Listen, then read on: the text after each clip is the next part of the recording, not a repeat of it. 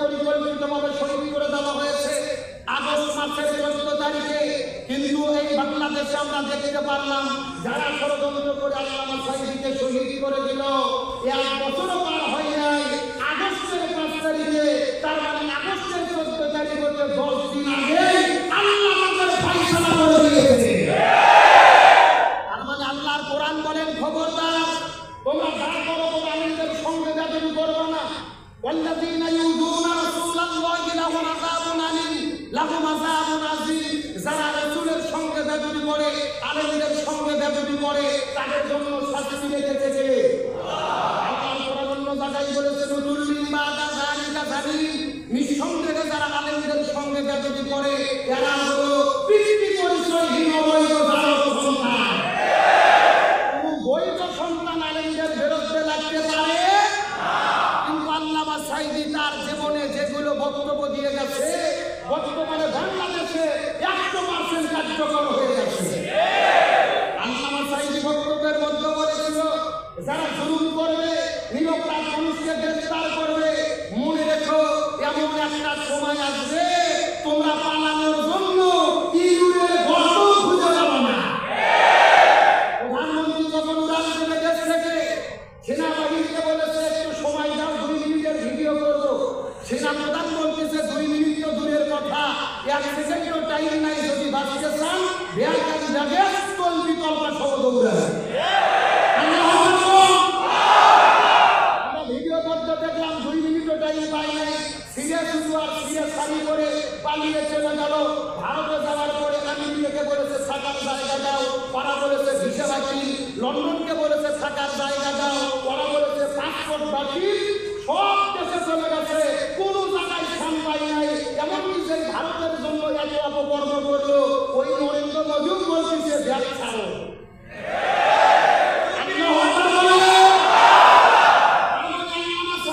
বলেছিলেন তোমরা ইঁদুরের গর্ত খুঁজে পাবা না, আজকে প্রমাণ হয়ে গেছে কোন দেশ তাকে জায়গা দিচ্ছে না, তার বক্তব্য সমাধান প্রমাণ হয়ে গেছে।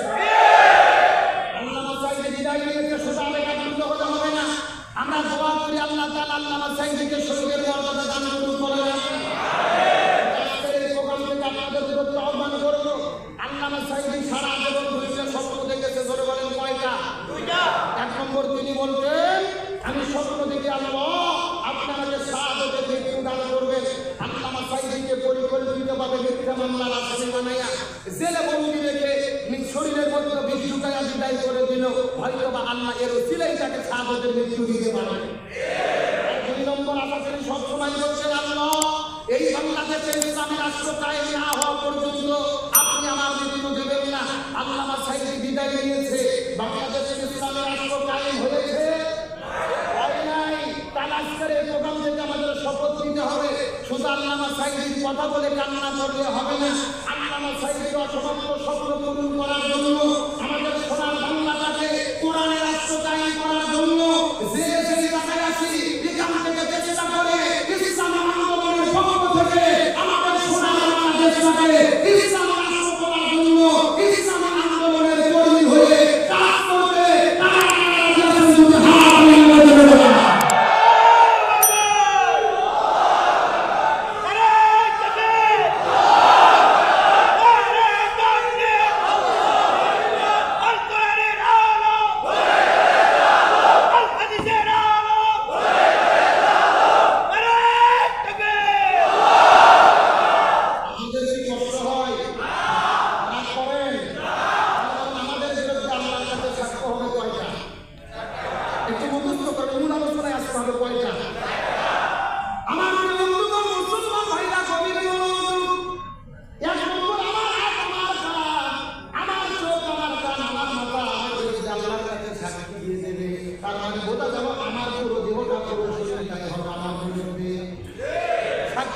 পুরো দেহটাই হবে আমার বিরুদ্ধে। 1 নম্বর শাস্তি যখন আল্লাহ তাআলা বলছেন মানুষের সামনে রেডি করবেন, মানুষ যখন প্রথম নম্বর সাক্ষীকে মানতে চাবে না, সঙ্গে সঙ্গে আমার আল্লাহ তাআলা 2 নম্বর সাক্ষী রেডি করবে।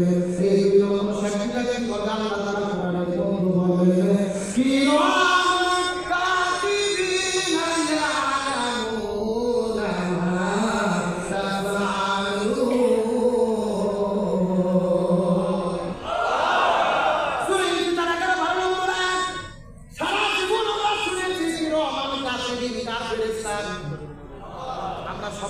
কিরামান কাতিবিন হলেন আল্লাহর ফেরেশতা, দুজন ফেরেশতার নাম না। কিরামান কাতিবিন কিন্তু ফেরেশতার নাম না। কিরামান মানে হলো সম্মানিত, আর কাতিবিন মানে হলেন লেখক। কিরামান মানে হলেন হইল আপনার সম্মানিত ফেরেশতা, কাতিবিন মানে হলেন লেখক। এই কিরামান কাতিবিন দুজনের প্রত্যেকটা মানুষের কাঁধের মধ্যে আছে না নাই? ওই হাসরের ময়দানে লক্ষ্য করে দেখা যাবে আল্লাহ তাআলা কিরামান কাতিবিনকে দেরি করবেন আপনার বিরুদ্ধে সাক্ষী দেওয়ার জন্য, আমার বিরুদ্ধে সাক্ষী দেওয়ার জন্য। সারা জীবন ভালো কাজ যা করেছে, মন্দ কাজ যা করেছি, এই কিরামান কাতিবিন সাক্ষ্য দেবেন তার কাছে।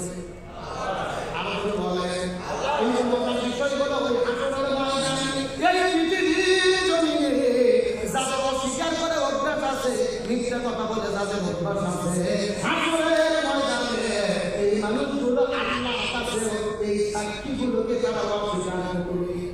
কি করবে? সঙ্গে সঙ্গে আল্লাহ রাব্বুল আলামিন কি করবেন? কোরআনের মধ্যে বলেন মাইয়া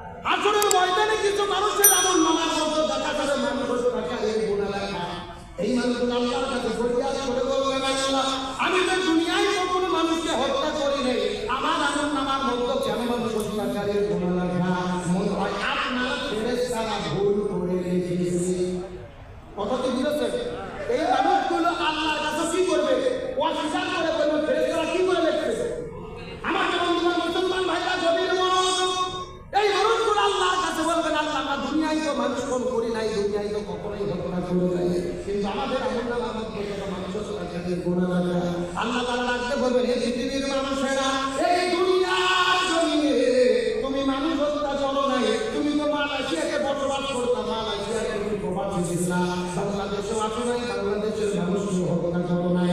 কিন্তু মালয়েশিয়া বসে থাকে এমন একটা দলকে সমর্থন করেছো, এমন একটা দলের পক্ষে কথা বলেছো, ভোট দিয়েছো, সেই দলটা ক্ষমতায় যাওয়ার পরে বাংলাদেশের মধ্যে বসে থেকে হাজার হাজার মানুষদেরকে গুলি করে হত্যা করেছে। আলেমদেরকে বছরের পর বছর জেলের মধ্যে বন্দী করে রেখেছে। যেহেতু তোমার ভোট পায়, তোমার সমর্থন দিয়ে ওই দলটা ক্ষমতায় গিয়েছিল, আর ওই দল ক্ষমতায় যাওয়ার পরে মানুষদেরকে নির্লজ্জ মানুষদেরকে গুলি করে হত্যা করার কারণে ওই হত্যার একটা গুনাহ তুমি মালয়েশিয়া থাকার পরেও তোমাদের আমল নামার ভেতরে বিশ্বাস করে পাঠানো হয়েছে।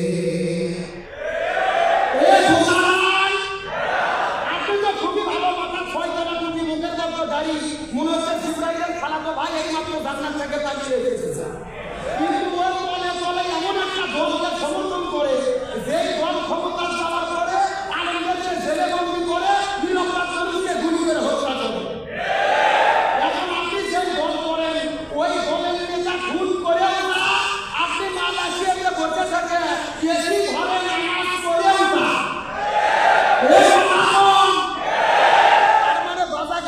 বোঝা গেল বাঁচতে চাইলে আগে নিজের দল এবং আদর্শ ঠিক করা লাগবে।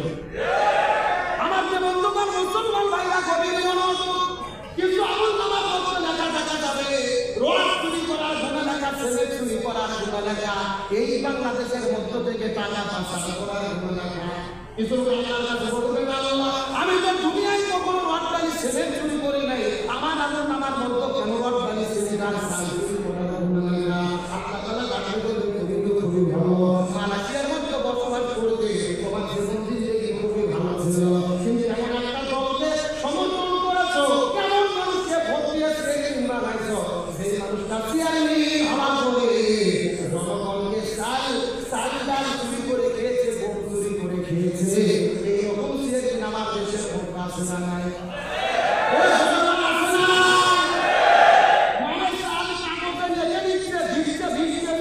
অথচ বাড়িতে দিয়ে মাঠে দেখা যাচ্ছে ভারত এই বাংলাদেশে এমনও নেতা আছে জনগণের চাল চুরি করে খায়। নিজেকে